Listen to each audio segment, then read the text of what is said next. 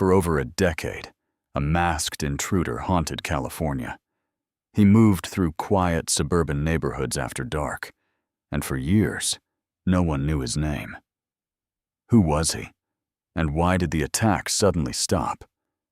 The crimes stretched from 1974 to 1986, from Sacramento and all the way south to Santa Barbara County. Investigators would later attribute at least 13 murders, more than 50 rapes, and over 100 burglaries to a single offender the public came to know as the Golden State Killer.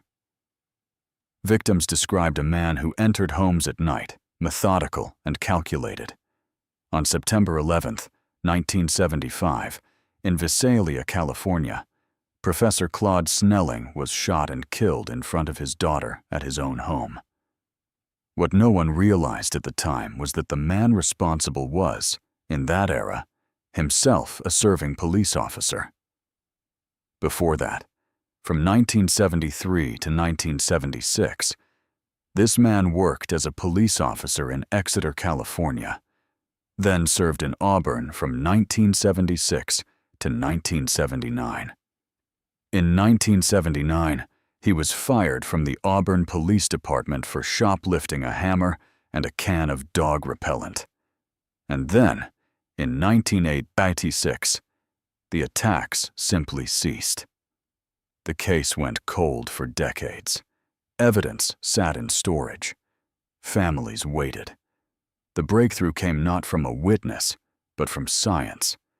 Investigators used forensic genealogy, working with professional genealogist Barbara Ray Venter, matching crime scene DNA to profiles in the online database GEDmatch, relatives, who were only the killer's third or fourth cousins.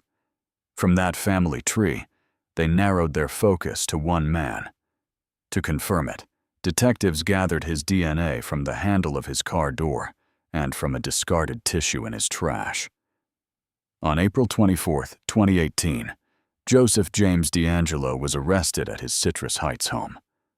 The former police officer, then in his 70s, would go on to plead guilty.